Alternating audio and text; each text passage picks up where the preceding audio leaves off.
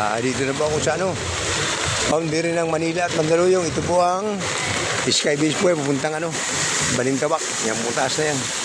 Ito naman po ay Sibilya Bridge. Yan po.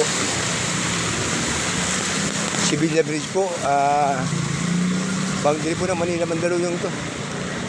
Yan.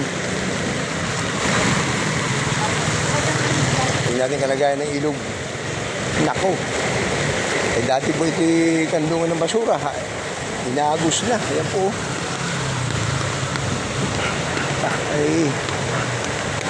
Yung mga basura po dyan, dito dalang iba inagos na. Wala nagtatrabaho. Dati po may mga tao ito nagtatrabaho. Sapa. Medyo ganun po yung bahay, hindi ganong malakas ang agos. Pero sa basura po nangyari dito. Tuloy-tuloy lang ng basura po na nakuha dito sa San Juan River.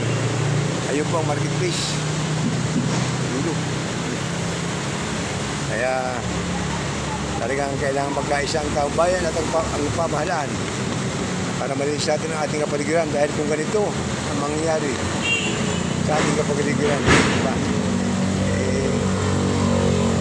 Ang hirap po ng buhay natin pag ganito katambak ang basura. Po, natawid po po. Pagtawid po nito ay Mandaluyong na. Yan po, Mandaluyong na po yan.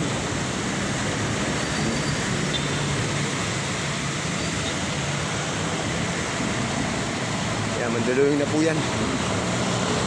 Medyo banayad naman po yung agos. Hindi gano'ng malakas yung agos ng ilog. Isang araw po, karasang agos.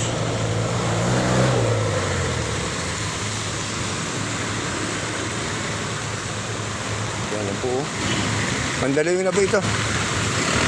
Yan, Gateway Institute of Science and Technology. Yan po. Mandaluyong na po yan. Itong ating struktura sa harapan natin. Barangay Hurbuan Dambakal yan. Yan po. Mandaluyong na po ito.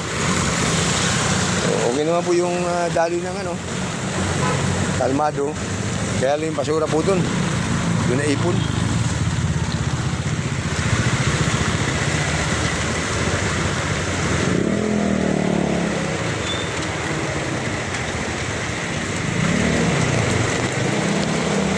Mandaluyong na po ito.